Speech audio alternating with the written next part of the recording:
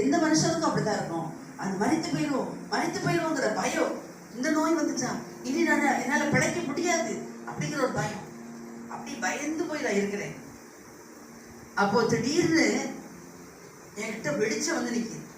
வெளிச்சம்னா அப்படியே ஒரு டவர், ஒரு அக்கினி ஸ்தம்பம் சொல்லுவோம்ல, அந்த அக்கினி ஸ்தம்பம் வந்து நிக்கி. நான் அப்படியே அதை பார்க்கிறேன், திரும்பி பார்க்கிறேன்.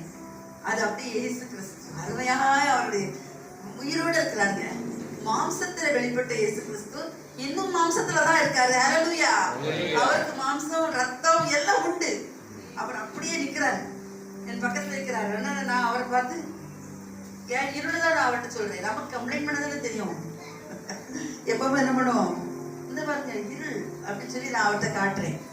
அவர் என்ன சொன்னாரு, ஒரே வார்த்தை, நீயே போச்சது. என்ன சொல்றாரு, நீயே போச்சது அப்படின்னா. உடனே நான் அப்படி திரும்பி, நீ பார்த்த ஸ்பீடுல அப்படி திரும்பி போ அப்படின்னு. எப்படி ஆண்டோடைய வல்லமை அவ்வளவு பயங்கரமான வல்லமை. வல்லமைக்கு மேல மகிமை. வல்லமைக்கு மேலானது என்னது, மகிமை. அந்த மகிமை நமக்குள்ள வரும்பொழுது போ அப்படின்னு சொன்ன உடனே அவ்வளவு பறந்து போயிடுச்சு. போன்னு சொல்றதுக்கு தெம்பு கூட கிடையாது, அவ்வளவு விளையணும். அதனால அப்படி சும்மா சிம்பிள் தான் போ அப்படின்னு சொன்னேன். அவ்வளவு விலகி ஓடிச்சு. வெளிச்சம் உண்டாயிடுச்சு. என்ன வெளிச்சம், இவ்வளவு வெளிச்சம் இருக்கிற இடத்துல எப்படி இந்த இருள் வந்தது அப்படின்னு சொல்லி நான் அப்படி திகச்சு பார்த்துட்டு இருக்கேன்.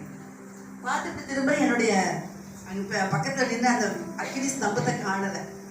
எனக்கு மனசுல ஒரே சந்தோஷம். பாருங்க, நம்மளை எவ்வளவு நெருக்கடி வரும் பொழுதும், எப்படி போராட்டங்கள் வரும் பொழுதும் கர்த்தருடைய ஆவியானவர் நமக்கு அக்கினி ஸ்தம்பமா வந்து நிற்பாரு. ஹல்லேலூயா. அன்றைக்கு இஸ்ரவேல் ஜனங்களுக்கு முன்னால போனாலும் என்ன செங்கடல், பின்னால போனா பார்வோனின் சேனை.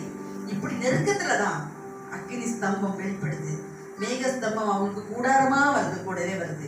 இன்னைக்கு கர்த்தருடைய ஆவியானவர் அக்கினி ஸ்தம்பமா நம்ம கூட இருக்காரு. ஹல்லேலூயா. இந்த அக்கினி ஸ்தம்பத்தை நம்ம உணரணும். அந்த அக்கினி ஸ்தம்பத்தை நம்ம என்ன பண்ணணும், அணிந்து கொள்ளணும், நம்ம ஏற்றுக்கொள்ளணும். அந்த அக்கினி ஸ்தம்பம் என்னைக்கு எனக்கிட்ட வந்தாரோ அன்னையில இருந்து நான் மாத்திரையே எடுக்கல. ஹல்லேலூயா. மாத்திரை மருந்து எடுக்கல. யாராவது ஹாஸ்பிட்டல்ல இருந்து அட்மிஷன் முடிஞ்சு வீட்டுல வந்த பிறகு மாத்திரை மருந்து போடாம இருப்பாங்களா? மாத்திரை மருந்தே போடாதபடிக்கு ஆவியானவர் எனக்கு ஒரு சுகம் தந்தார். ஹல்லேலூயா.